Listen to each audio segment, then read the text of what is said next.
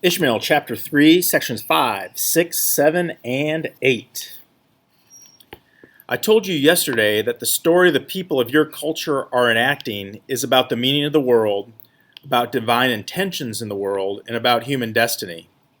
Yes, and according to this first part of the story, what is the meaning of the world?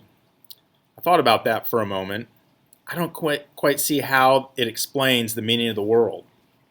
Along about the middle of your story, the focus of attention shifted from the universe at large to this one planet. Why? Because this one planet was destined to be the birthplace of man.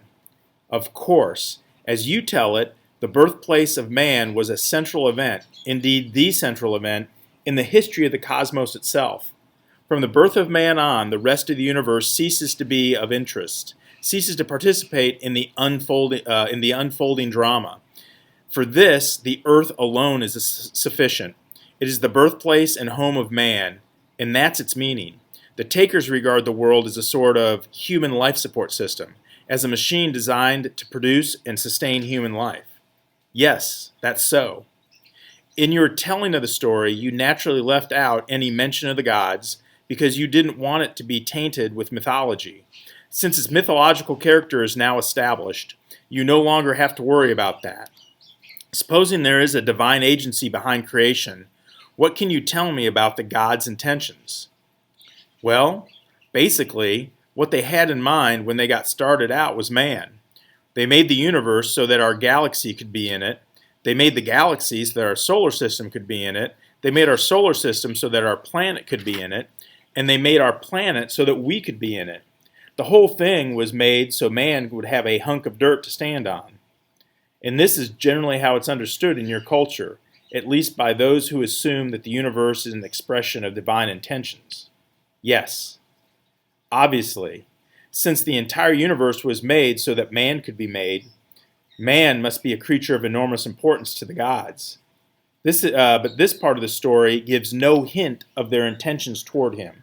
They must have some special destiny in mind for him, but that's not revealed here. True.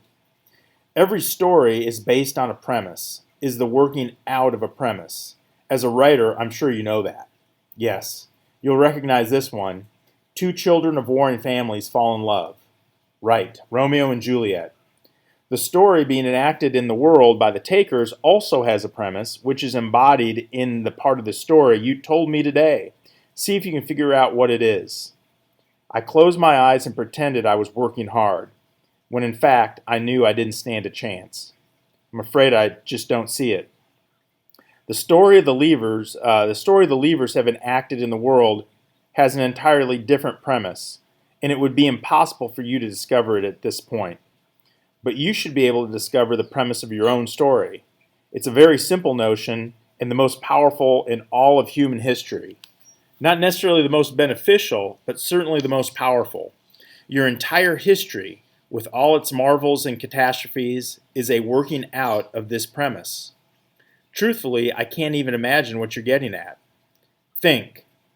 Look, the world wasn't made for jellyfish, was it? No. It wasn't made for frogs or lizards or rabbits. No. Of course not. The world was made for man. That's right. Everyone in your culture knows that, don't they? Even atheists who swear there is no God know that the world was made for man. Yes, I'd say so. All right, that's the premise of your story. The world was made for man. I can't quite grasp it. I can't quite see why it's a premise. The people of your culture made it a premise, took it as a premise. They said, what if the world was made for us? Okay, keep going. Think of the consequences of that. That is your premise. If the world was made for you, then what? Okay, I see what you mean, I think. If the world was made for us, then it belongs to us, and we can do what we damn well please with it. Exactly. That's what's been happening here for the past 10,000 years. You've been doing what you damn well please with the world, and of course you mean to go on doing what you damn well please with it, because the whole damn thing belongs to you. Yes, I said, and thought for a second. Actually, that's pretty amazing. You hear this 50 times a day. People talk about our environment, our seas, our solar system. Yeah, I've even heard people talk about our wildlife. And just yesterday, you assured me with complete confidence that there was nothing in your culture remotely resembling mythology. True, I did. Ishmael continued to stare at me morosely. I was wrong, I told him. What more do you want? Astonishment, he said. I nodded. I'm astonished, all right. I just don't let it show. I should have gotten you when you were 17. I shrugged, meaning I wished he had. Yesterday, I told you your story provides you with an explanation of how things came to be this way. Right. What contribution does this first part of the story make to that explanation? You mean, what contribution does it make to explaining how things came to be the way they are right now? That's right.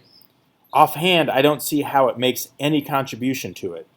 Think, would things have come to be this way if the world had been made for jellyfish? No, they wouldn't. Obviously not.